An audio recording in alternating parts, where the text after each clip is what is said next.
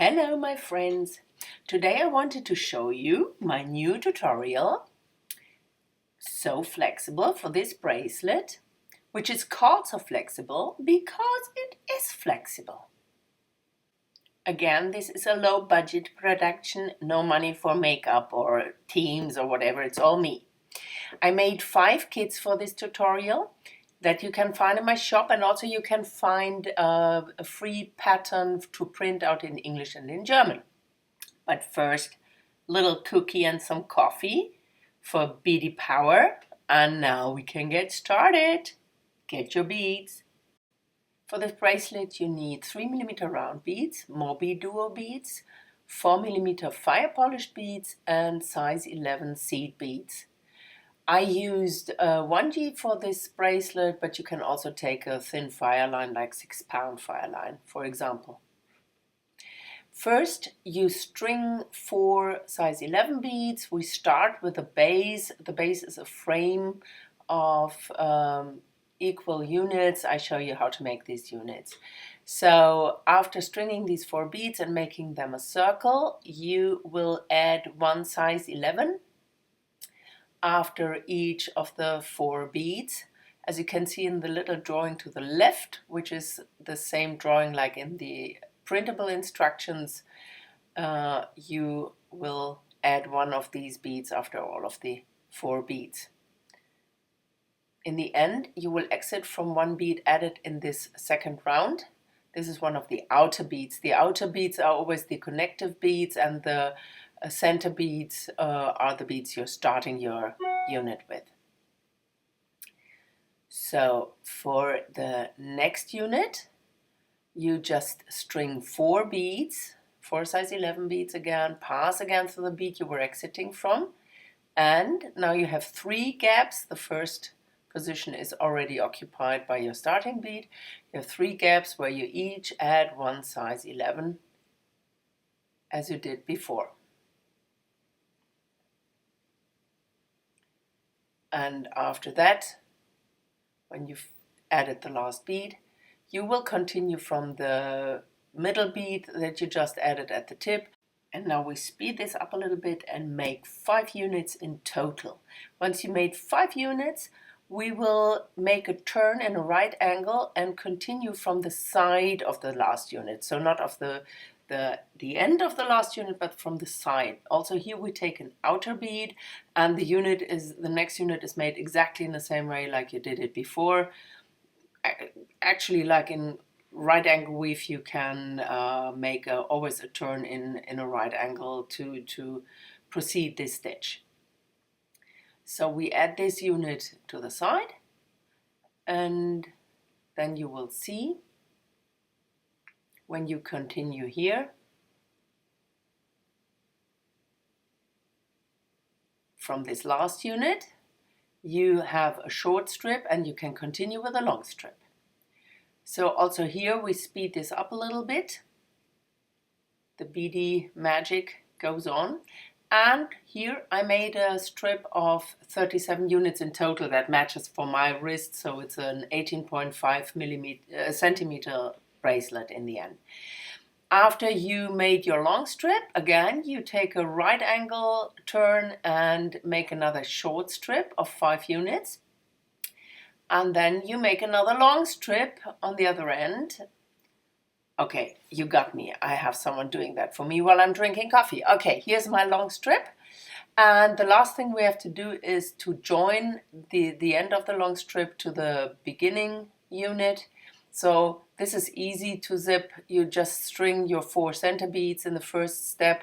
Then you will add 1 size 11 to the left and the right. And in the middle, that's where we are now exiting now, you will just pass through the matching bead of that very first unit. You see here, you just go through the size 11 of the very first unit, and then you will enter the next 11 of your actual unit. That's really simple to do. This will be no issue for you at all. Okay, and now your frame is finished.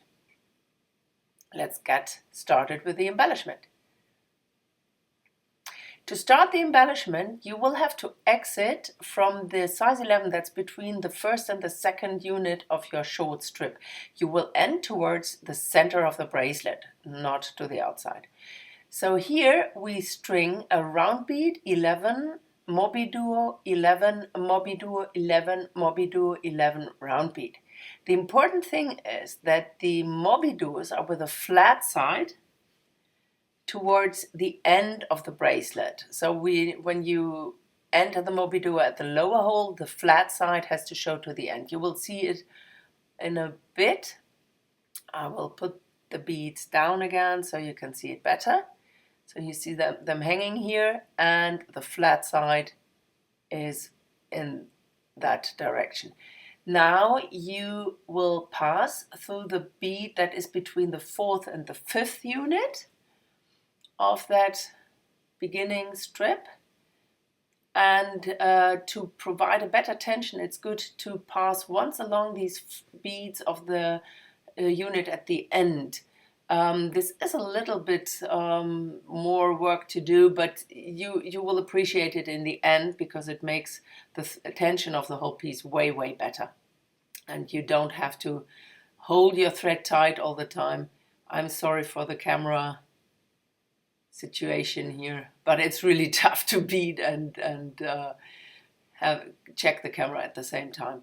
Okay, now for the upper arc, we string a round bead and an 11, and we pass to the first Mobi Duo bead. Then we string a fire polished bead and pass to the free hole of the next Mobi Duo bead. Another fire polished bead comes between the next two Mobi Duos, and then you will string a size 11 and a round bead to finish this arc, and you will pass again to the bead where you started this first embellishment. Okay, here we go. Also here on this side you have to pass once through the beads of the edge unit before you continue.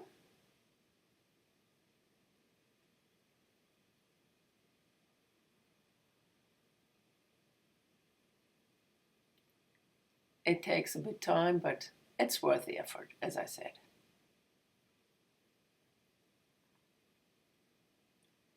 Okay, now we are ready to enter the lower arc again. As you can see in the drawing, you will pass along the beads of the lower arc. No beads are added here, you just pass along these beads. Be careful when you go with your needle through the beads, because actually it is a curve, and with the higher tension you're not able to pass through all the beads in one stitch, so you will have to exit with your needle in between. Also here I'm using edged beads, which can be a little bit tough for your thread, so make sure that you're pulling the thread carefully through these beads when they are edged beads. The other beads I had no issues with the thread at all. Okay, so we come to the upper arc now. You don't have to turn around through these beads on the edge anymore. You can just proceed into the beads of the upper arc, and there you will exit from the first fire polished bead.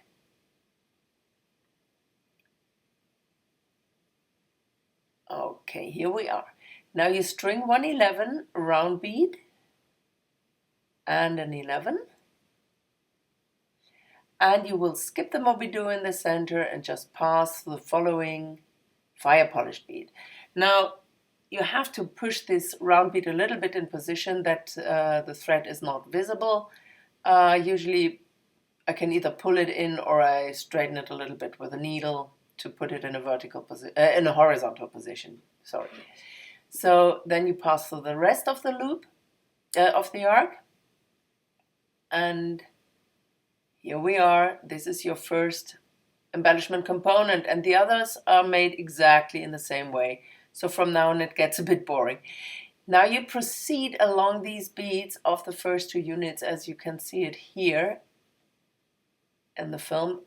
Don't worry that there's a little bit of thread visible there, but it will be covered by the embellishment later, so you won't see it on the finished piece. It's easier getting this way around. So you see, it's nice and firm. I demo the next arc, which is actually exactly in the same way like the first one. So if you already got it how it is done, you can just stop the video and skip the next 3 minutes or something.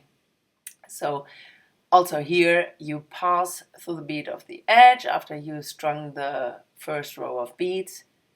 Same position for the Moby duos here like before. Make sure that the flat side is always facing to your previous arc. So we make a turn through the beads at the edge to provide a better tension.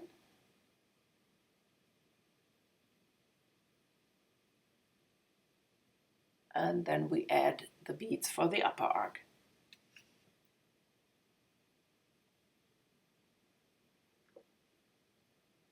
You string a round bead and a size 11. And now you pass through the upper hole of the first Moby duo, string your fire polished bead, pass through the next Moby duo, string another fire polished bead, and pass through the third Moby duo.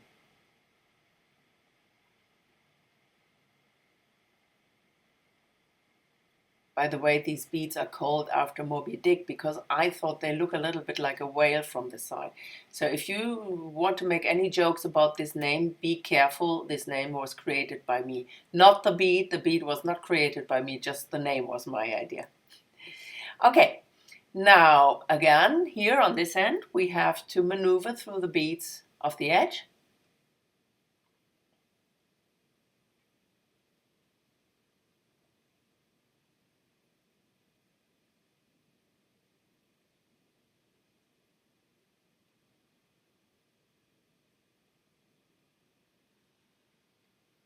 Before we pass along the lower arc. As I told you before, it's exactly the same like before. Just where it was now and then out of the camera position, I thought to make a second attempt of this. And again, the cameraman was sleeping. Sorry for that. Okay, you pass through the beads of the lower arc before you continue in the upper arc to add the picot in the center. As before, you don't need to make a second turn through the beads on the outline, you just pass into the top arc position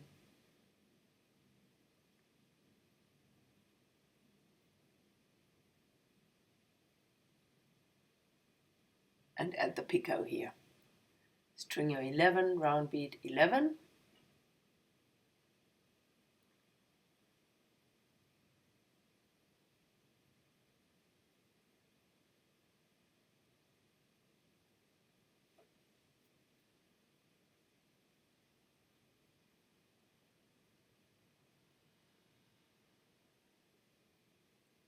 And then this unit is finished as the previous one.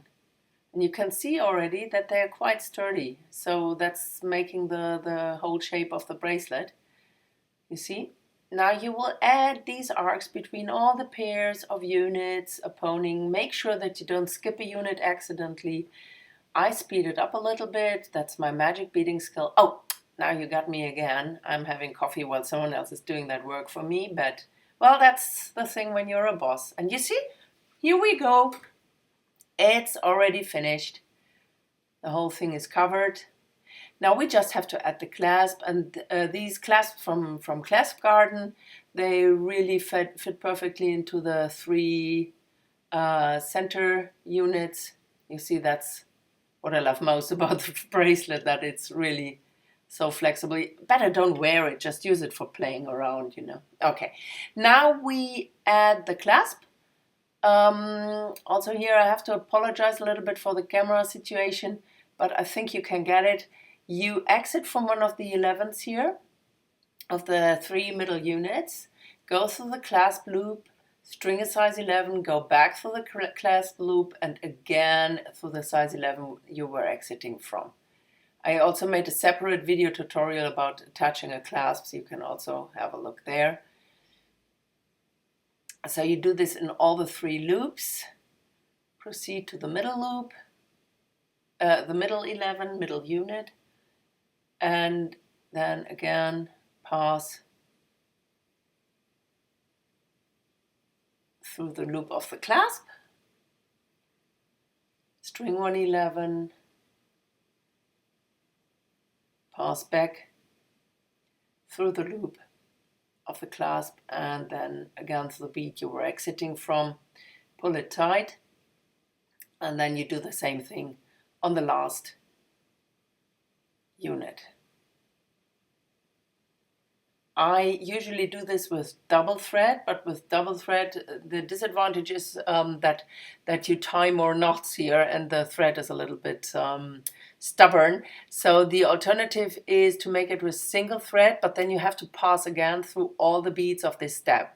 You have to reinforce them. It's a bit too loose at that point if you only rely on single thread here. So pass again through all the beads to give the piece a better tension. Attach the second half of the clasp to the other end of the bracelet, and here we go. This bracelet is easy to adjust in the length. You just make a longer frame in the beginning and then have more rows. I hope you like this project just as much as I do, and feel free to have a look on my website where you can find kits and patterns for this and for other tutorials. Thank you.